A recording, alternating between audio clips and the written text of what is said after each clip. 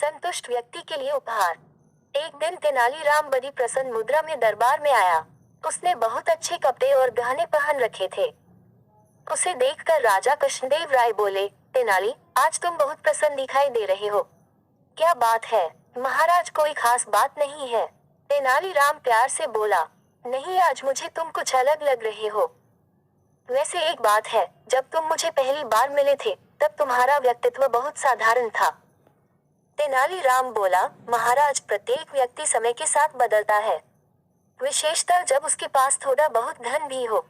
मैंने आपके द्वारा दिए गए उपहारों से काफी बचत कर ली है। राजा बोले, तब तो तुम्हें अपनी बचत का कुछ भाग दूसरों को भी देना चाहिए। तेनालीराम बोला, महाराज, अभी मैंने दूसरों को देने के लायक पर्याप्त बचत नहीं की है। यह सुनकर राजा ने तेनालीराम की दान न करने की प्रवृत्ति के लिए उसे काफी लताड़ा।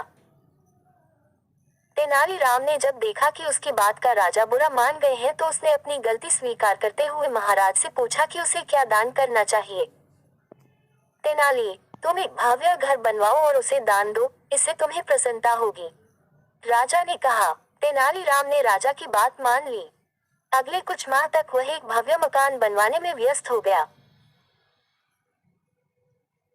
जब वह भव्य मकान बनकर तैयार हो गया, तो तेनालीराम ने मकान के ऊपर एक तख्ती टोक दी, जिस पर लिखा था, यह घर उस व्यक्ति को दिया जाएगा जो अपने जीवन में मात्र उतने में ही प्रसन्नता महसूस करता हो जितना उसके पास है।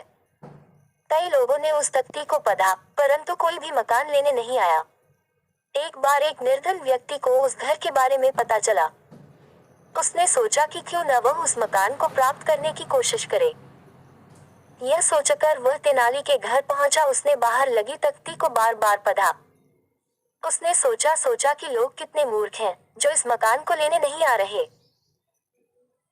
वह घर में गया और बोल, श्रीमान, मैंने घर के बाहर टंगी तख्ती को पढ़ा है। मैं दावा करता हूँ कि मैं सबसे प्रसन्न व संतुष्ट व्यक्ति हूँ, अतः मैं इस मकान का अधिकारी हूँ। इस पर तेनालीराम हंसने और बोला, यदि इस घर के बिना तुम प्रसन्न और संतुष्ट हो, तो फिर तुम्हें इस घर की क्या आवश्यकता है? और यदि तुम्हें आवश्यकता है, तो फिर तुम्हारा दावा गलत है, क्योंकि अगर जो कुछ तुम्हारे पास है तुम उससे संतुष्ट हो, तो तुम इसे क्यों मांगोगे? निर्धन व्यक्ति को अपनी भूल का आभास हो गया। उसके बाद उस मकान को मौबने के लिए कोई नहीं आया। अंत में तेनालीराम ने सारी कथा राजा को सुनाई।